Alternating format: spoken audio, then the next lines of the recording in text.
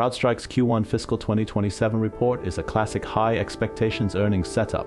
The company beat on revenue, beat directionally on non-GAAP diluted EPS, raised full-year revenue guidance, and talked about AI security as if it is becoming the next core layer of enterprise infrastructure. And yet, the stock still sold off roughly 10 to 11% in after-hours and pre-market trading after the June 3rd report. That is the whole story in one sentence. Execution was strong, but the bar was already very high. In this video, we are going to separate the business result from the stock reaction, then walk through revenue, profitability, guidance, valuation, management commentary, and the risk investors need to watch. The headline numbers were solid. Reported Q1 Fiscal 2027 revenue of $1.386 billion, up 26% year over year. Against the selected estimate of $1.36 billion, that is a roughly 1.9% revenue beat. Non-GAAP diluted EPS came in at $1.10, compared with an expected $1.07 from the selected estimate source, so that was a roughly 2.8% beat. GAAP net income attributable to CrowdStrike was $27.8 million, a sharp improvement from the year-ago loss. Management also pointed to record first quarter net new annual recurring revenue of $256 million, record operating cash flow of $591 million, and record free cash flow of $468 million. On paper, this was not a weak quarter. The issue was whether it was strong enough for a stock that had already rallied hard. Revenue quality looks straightforward. Subscription remains the engine. Subscription revenue was $1.321 billion, growing 26% year over year. Professional services revenue was much smaller at $64.8 million, growing 23% year over year. Total revenue reached $1.386 billion, also up 26%. That mix matters because investors are not only paying for current sales, they are paying for recurring security spend, module expansion, and the idea that CrowdStrike can keep consolidating enterprise cybersecurity budgets. The company's annual recurring revenue guidance also points to continued momentum, with management expecting Q2 Fiscal 2027 ARR of roughly $5.793 to $5.795 billion. The concern is not whether CrowdStrike is growing. It clearly is. The more precise question is whether the incremental growth is large enough to justify the premium investors have already assigned to the business. Profitability gives the quarter more depth than the headline sell-off suggests. Gross profit was $1.043 billion on $1.386 billion of revenue after $342.3 million in cost of revenue. Operating expenses were $1.074 billion, up 15% year over year, with the largest buckets being sales and marketing at $488.7 million and research and development at $408.3 million.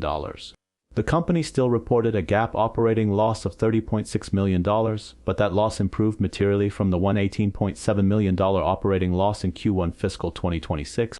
Below the operating line, other income helped, and GAAP net income attributable to CrowdStrike was $27.8 million. For investors, the quality point is that cash generation was very strong while GAAP operating profitability remains pressured by investment spending. That creates a mixed but understandable picture. The model is scaling, but CrowdStrike is still spending aggressively to defend and expand its platform. Guidance is where the market's reaction starts to make more sense. For Q2 Fiscal 2027, management guided revenue to a range of $1.436 to $1.42 billion. The selected next quarter revenue estimate was about $1.44 billion, so the guide was essentially around the street's midpoint, not a clean upside reset. For Q2 non-GAAP diluted EPS, the company guided to $1.16 to $1.17, again basically in line with the selected next quarter estimate. The full year message was better. Management raised fiscal 2027 revenue guidance to $5.915 to $5.939 billion and guided full-year non-GAAP diluted EPS to $4.88 to $4.96. It also raised fiscal 2027 net new ARR growth expectations to 27.7% at the midpoint, so the guide was not bad, it was constructive. But for a stock already pricing in excellent execution, constructive guidance may not be enough to force another leg higher. The pre-earnings setup was demanding. Over the prior one-year window in the supplied market data, CRWD rose from a closing price of $468.41 to $6071.02, a gain of about 43.3%. The closing high in that window was $782.17, and the closing low was $350.25. Options also showed the market was braced for movement. The selected post-report expiration implied about a $43 move, or roughly 6.4%, using the closest to spot at the money straddle. The actual reaction described in the collected facts was sharper than that band, with the stock down roughly 10 to 11% in after-hours and pre-market trading. That tells us investors were not reacting to a miss in the basic numbers. They were repricing expectations after a strong run. The Valuation Framework explains why the reaction was so sensitive. Using the supplied P by EPS framework, the current market price was $671.02. The channel's reasonable PE range for CRWD is 30 times to 50 times, with a 40 times midpoint. Forward EPS estimates in the data are $4.93 for the fiscal year ending January 2027 and $6.25 for the fiscal year ending January 2028. Applying the 30 to 50 times range gives a current fiscal year framework of roughly $148 to $247 and a next fiscal year framework of roughly $188 to $313. This is not an investment recommendation or a formal price target. It is a sanity check. At $671, the stock was far above that P times EPS range, which means the market was assigning value to years of future growth, platform durability, and AI security upside.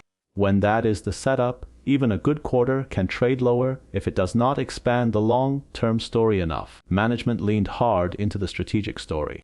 CEO George Kurtz framed the quarter as an AI security inflection point, saying cybersecurity and frontier AI had collided and positioning CrowdStrike as AI security infrastructure. CFO Burt Podbere emphasized that Q1 exceeded expectations across guided metrics, highlighted record first quarter net new ARR, and pointed to record cash flow. The company also announced a 4-for-1 stock split. Those are confidence signals, but the risk is not hard to find. The central debate is valuation versus execution.